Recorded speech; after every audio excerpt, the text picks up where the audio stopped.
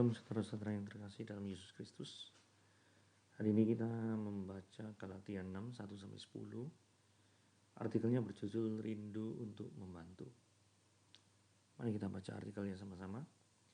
Ocelia McCarthy drop out dari sekolah pada usia dini. Dia menghabiskan sebagian besar hidupnya bekerja sebagai tukang cuci dan setrika di Hattiesburg, Mississippi. Wanita Afrika Amerika ini menggunakan hasil kerjanya untuk membantu anak-anak muda supaya mereka bisa melanjutkan kuliah. Suatu hari saat menyetrika baju-baju pelanggannya, Ocelia tersenyum mengingat percakapannya dengan seorang bankir langganannya. Bankir itu bertanya, "Bagaimana bisa, Miss McCarthy, Anda mempunyai lebih banyak uang di bank ini daripada saya? Apakah Anda tidak pernah membelanjakannya?" Ocelia tertawa. Dia mengatakan dia tidak membutuhkan apa-apa karena Tuhan menyediakan semua yang ia inginkan. Di dalam hati Ocelia hanya ada kerinduan untuk membantu. Craig Groeschel, Divine Direction, Tuntunan Ilahi, halaman 21-22 dan 27. Kerinduan hati Ocelia bertolak belakang dengan tindakan banyak orang. Alih-alih membantu, banyak orang justru merasa iri melihat sesamanya berhasil. Sikap tidak terpuji ini juga dimiliki oleh saudara-saudara Yusuf. Saat Yusuf mendapatkan mimpi, ia kelak menjadi penguasa. Bukan membantu mewujudkan, mereka malah berusaha membunuh mimpi tersebut. Saat itu mereka belum menyadari bahwa keberhasilan Yusuf juga adalah keuntungan bagi mereka. Di kemudian hari, sebab Yusuf menjadi penguasa, mereka semua dapat bertahan hidup dari bencana kelaparan. Seorang yang suka membantu terbukti lebih mampu menikmati berkat-berkat Tuhan. Tentu kebahagiaan tidak terpaut jauh dari orang-orang yang demikian. Pula saling membantu membuat kita lebih mudah mencapai tujuan. Mari mulai hari ini kita menanamkan dalam hati kita kerinduan untuk membantu sesama. Hidup seorang akan menjadi lebih berbahagia jika di dalam hatinya ada kerinduan untuk membantu sesama. Saudara, mari kita membaca ayatnya dalam Galatia 6 ayat 1-10. Ayat 1 dikatakan begini, "Saudara-saudara, kalaupun seorang kedapatan melakukan suatu pelanggaran, maka kamu yang rohani harus memimpin orang itu ke jalan yang benar, dalam roh lemah lembut, sambil menjaga dirimu sendiri, supaya kamu juga jangan kena pencobaan." Saudara, di sini dikatakan ayat 1, seorang kelapatan pelanggaran dan kita yang rohani disuruh pimpin orang itu. Memimpin orang itu dalam pengertian itu merestorasi orang tersebut. Merestorasi itu dalam bahasa aslinya itu adalah memulihkan atau dua tulang yang patah. Dalam istilah medisnya seperti itu. Jadi ada suatu dua tulang yang patah. Ini perlu direstorasi, disembuhkan, disambungkan kembali. Berarti ada suatu ketika manusia itu melanggar perintah Tuhan, ada keretakan antara hubungan manusia dengan Tuhan. Dan keretakan ini harus disambungkan kembali. Nah, bagaimana cara keretakan ini disambungkan kembali? Dengan cara melalui darah Kristus. Karena pengorbanan Kristus itu memulihkan hubungan manusia yang sudah rusak. Pengampunan yang diberikan Yesus Kristus kepada kita membuat kita tuh hubungan dipulihkan. Itu yang terjadi. Memimpin ke jalan yang benar dalam roh lemah lembut. Jadi pimpinan kita kepada orang yang kedapatan melakukan pelanggaran hukum Tuhan itu jangan disalah-salahkan, karena kalau orang disalah-salahkan terus, maka yang terjadi orang itu tambah down. Ketika tambah down, maka orang itu ada kemungkinan untuk menjauh daripada Tuhan, sehingga dia yang sudah mengenal Tuhan akibat tidak didukung oleh saudara seimannya, ada kemungkinan dia malah jauh atau lari daripada Tuhan. Jadi itulah yang terjadi sehingga kita sebagai saudara seiman harus tetap mendukung atau mensupport orang-orang yang membutuhkan pertolongan. Dan ini dikatakan sambil menjaga dirimu sendiri supaya kamu juga jangan kena pencobaan. Saudaraku yang terkasih, kenapa kok ayat ini penting? Jadi misalkan begini ya. Ada orang yang misalkan datang kepada kita. Orang itu misalkan butuh uang. Jadi mengalami pergumulan tentang uang. Nah yang terjadi adalah diri kita juga mengalami hal yang sama. Yaitu punya pergumulan yang sama tentang uang. Nah ada suatu cerita gitu ya misalkan. Ada seorang hamba Tuhan pada waktu itu butuh sekali uang. Kemudian suatu saat dia mengambil uang dan mereksa ATM. Sebenarnya tinggal berapa sih uangnya dia. Yang terjadi adalah pada waktu di ATM. Itu dia melihat, loh kok ada kartu yang tertinggal ya di ATM ya. Dan yang terjadi adalah di ATM itu, di kartu itu tinggal tombol keluar uangnya. Dan yang terjadi adalah uangnya itu persis sesuai dengan kebutuhannya dia. Terus dia ngomong, ini adalah jawaban Tuhan atas doanya. Saudara mari kita kritisi daripada cerita ini. Saya rasa ini bukan pertolongan Tuhan. Ini adalah pendeta itu salah menafsirkan. Justru ini adalah godaan atau pencobaan. Karena ketika Tuhan menolong, tidak mungkin menjadikan pendetanya adalah pencuri. Saudara kalau mengambil uang yang bukan haknya, ya pasti itu mencuri lah.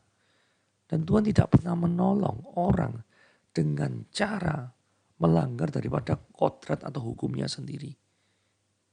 Jadi dalam hal ini, pendeta itu salah mengartikan dari peristiwa tersebut. Saya yakin itu adalah godaan daripada iblis yang menggoda dia sama seperti iblis menggoda Yesus pada waktu di padang gurun. Ketika Yesus lapar dan puasa dan kebutuhannya adalah makan roti. Ya. Iblis seringkali menggoda kita.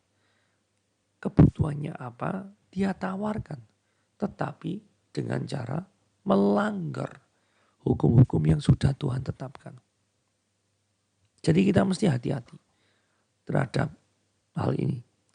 Ayat 2, bertolong-tolonglah menanggung bebanmu, demikianlah kamu memenuhi hukum Kristus.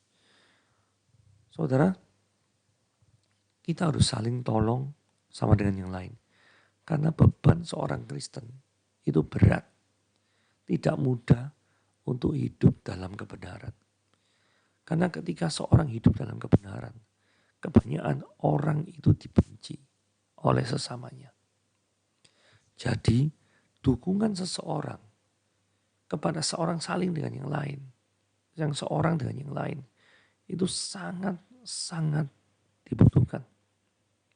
Terus kemudian dikatakan keterangan di sini, demikianlah kamu memenuhi hukum Kristus.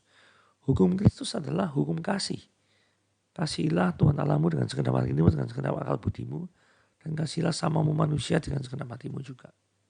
Ya, jadi hukum kasih itu bisa terjadi kalau bertolong-tolongan saling menanggung beban. Seperti itu. Ayat 3 dikatakan, sebab kalau seorang menyangka bahwa dia berarti, padahal ia sama sekali tidak berarti, dia menipu dirinya sendiri. Di dalam tolong-tolongan, kadang ada orang yang merasa kuat dan mengatakan bahwa di dalam komunitas itu, tanpa aku kamu tidak bisa berbuat apa-apa. Tanpa aku gereja ini tidak mungkin berdiri. Tanpa aku organisasi ini tidak bisa jalan. Tanpa aku tim sepak bola ini tidak mungkin bisa menang. Benarkah seperti itu? Jikalau benar orang ini menganggap dirinya seperti itu, maka motivasi dia memberikan pertolongan itu adalah supaya pengen dipuji. Dan hal-hal yang seperti itu itu tidak dianggap oleh Tuhan. Jadi katakan di sini ia menipu dirinya sendiri. Jadi menyangka dirinya berarti, padahal sama sekali secara motivasi dirinya itu tidak berarti gitu loh. Ayat 4. Di sini dikatakan ya, baiklah tiap-tiap orang menguji pekerjaannya sendiri. Uji motivasimu yang paling dalam untuk melakukan perbuatan baik itu apa sih?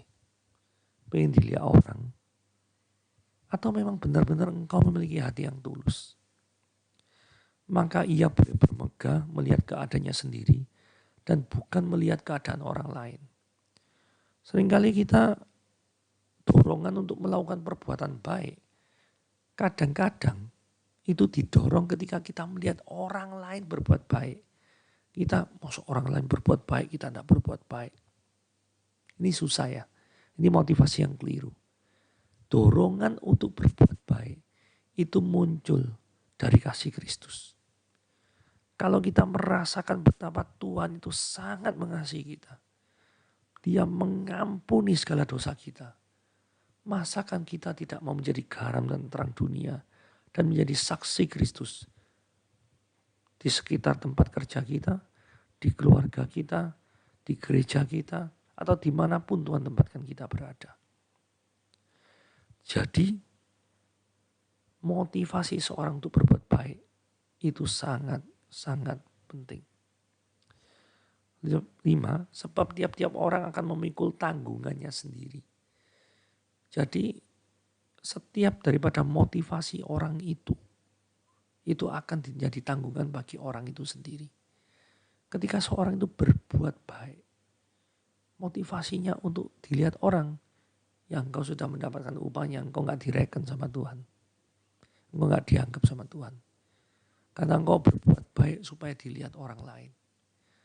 Tapi jikalau engkau berbuat baik sebagai representatif, sebagai ekspresi daripada bagaimana Tuhan sudah mencintaimu, maka hal itulah yang berarti di mata Tuhan. Ayat 6. Dan baiklah dia yang menerima pengajaran dalam firman, membagi segala sesuatu yang ada padanya dengan orang yang memberi pengajaran itu. Ini sama seperti di perjanjian lama ya. Jadi ada orang di suku Lewi yang memang dikhususkan untuk pelayanan kerohanian. Dan orang Lewi ini tidak dapat tinggal tempat, tetapi disebar di antara wilayah suku-suku yang lain. Suku Ruben, Manasye, dan lain sebagainya. Dan suku Lewi ini kehidupannya juga ditopang oleh ke-11 suku lainnya. Sehingga sama seperti ini wajar kalau misalnya sang pemberita firman itu juga kehidupannya ditopang oleh para jemaat yang mendengarkan. Itu suatu yang wajar. Ayat 7 dikatakan ini. Jangan sesat, Allah tidak membiarkan dirinya dipermainkan.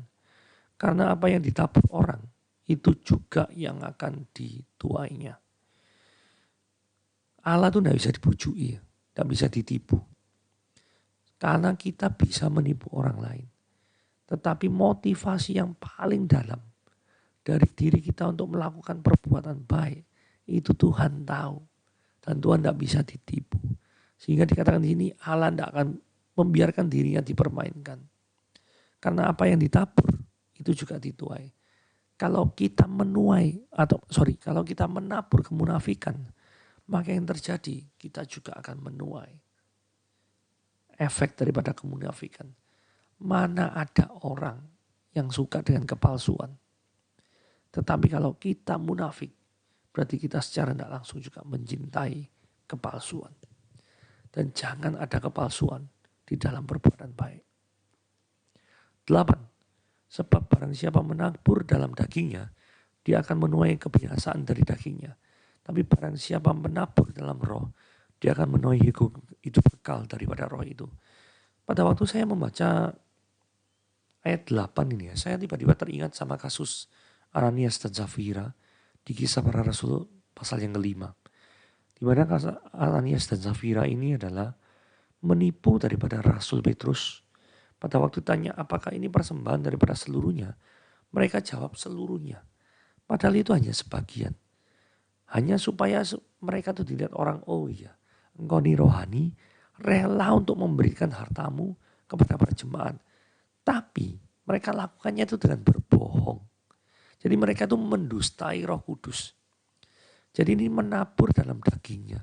Kenapa kok menabur dalam dagingnya? Supaya pengen dipuji oleh orang lain. Selalu seperti itu. Dan firman Tuhan katakan ia akan menumai daripada kebinasaan. Ayat 9. Janganlah kita jemu-jemu berbuat baik. Karena apabila sudah datang waktunya, kita akan menuai. Jika kita tidak menjadi lemah. Jadi artinya gini ya.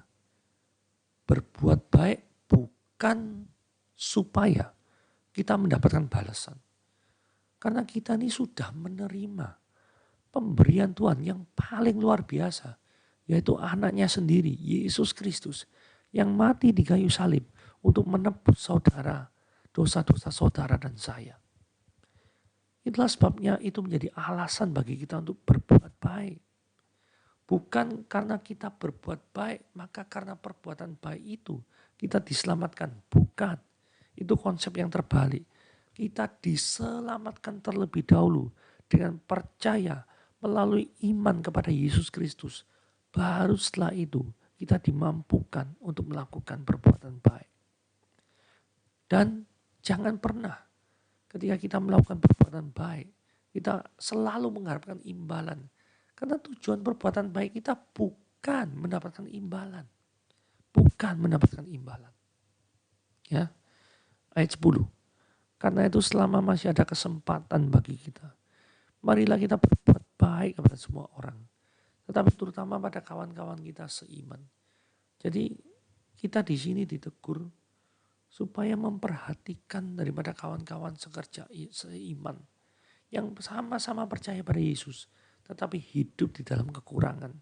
Kepada orang-orang yang seperti ini, kita harus bantu secara finansial. Saudara, seringkali kita menginvestasikan uang kita untuk sesuatu yang menyenangkan diri kita sendiri.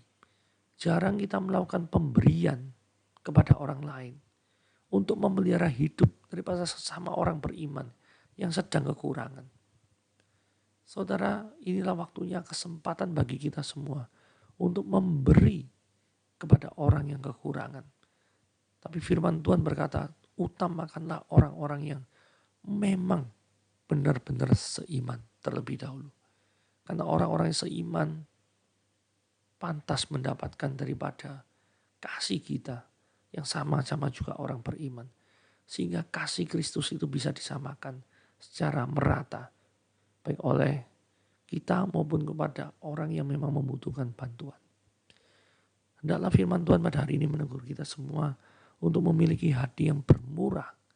Untuk memelihara daripada hidup orang-orang yang memang kekurangan. Tuhan Yesus memberkati.